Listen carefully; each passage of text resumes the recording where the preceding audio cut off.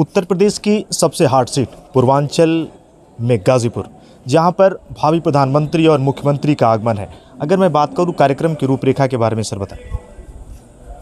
देश के यशस्वी प्रधानमंत्री आदरणीय नरेंद्र मोदी जी एवं उनके साथ उत्तर प्रदेश के यशस्वी मुख्यमंत्री पूज्य योगी आदित्यनाथ जी दिनांक 25 मई को दिन में 1:30 बजे RTI ग्राउंड पुलिस लाइन के पास गाजीपुर की सम्मानित जनता का आशीर्वाद लेने के लिए और भारतीय जनता पार्टी के गठबंधन के राजग गठबंधन के संयुक्त प्रत्याशी पारसनाथ राय जी के समर्थन में अपील करने के लिए उपस्थित होने वाले हैं और कार्यक्रम की तैयारियां प्रारंभ हो गई हैं।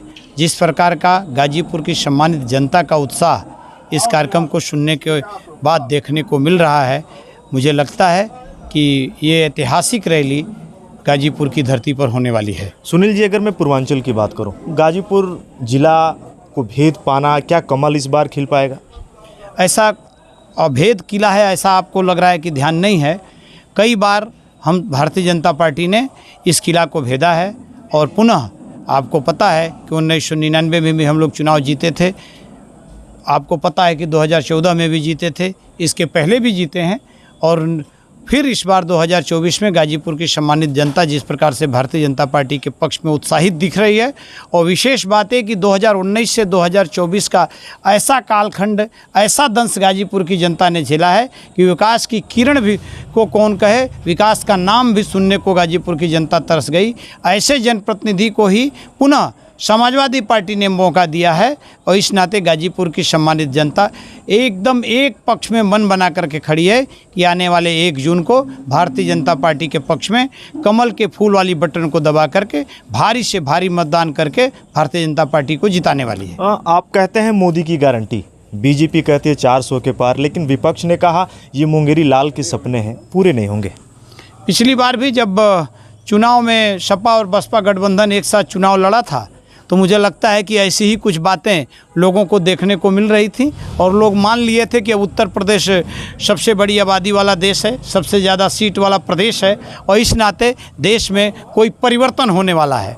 और उसके कारण भी लोग थोड़ा सा गाजीपुर की जनता को एक बार ऐसा महसूस हो गया था और इस कारण से ऐसा हुआ। अब सबको महसूस हो गया है कि नरेंद्र मोदी जी के पक्ष में देश की जनता विकसित भारत के सपनों को पूरा करने के लिए एक संकल्प के साथ खड़ी है और उससे गाजीपुर अछूता नहीं रहने वाला है। गाजीपुर भी राष्ट्रवाद के साथ, देश के विकास के साथ अपने को लेकर के चलना चाहता है। इसलिए गाजीपुर की सम्मानित जनता सबको एक साथ लेकर के पुनः भारतीय जनता पार्टी के पक्ष में आने वाले 1 जून को कमल के निशान वाली बटन दबा करके भारी मतदान करने वाली है। सिकतुल्लाह अंसारी से कल जब मेरी बात हुई तो उन्होंने कहा कि माफियाओं की बात होती है, लेकिन योगी जी जैसा बड़ा माफिया कोई नहीं है। अब उन लोगों के बारे में वो बात वही बता सकते हैं। अब योगी जी के बारे में मुझे लगता है कि विपक्ष भी किसी बात पर आरोप लगाने में सक्षम नहीं है। यह बात हम सबको पता है। मोदी जी की जैसी स्थिति है, 10 वर्ष सरकार चल गई, किसी भी प्रकार का कोई आरोप लगाने वाला कोई विपक्ष में भी नेता नहीं है। और माफिया कौन है इसके बारे में निर्णय करने का अधिकार सम्मानित कोर्ट को है। माननीय न्यायालय उसका अपने स्वयं ही निर्णय कर रही है। उसमें मुझे लगता है कि और किसी प्रक्रिया की आवश्यकता नहीं है। न्यायिक प्रक्रिया के तहत ये घोषित है और न्यायिक प्रक्रिया के तहत वर्तमान प्रत्याशी के बारे में भी जैसा माननीय न्यायालय ने टिप्पणी किया है, मुझे लग रहा है कि वह टिप्पणी बहुत पर्याप्त है इस बात को समझने के लिए कि किस प्रकार के ये लोग हैं। आपने बात की योगी जी का यहाँ पे आगमन होगा, पर प्रधानमंत्री जी भी आने वाले हैं। क्या यहाँ पर ओम प्रकाश राजभर का भी आगमन है उस दिन?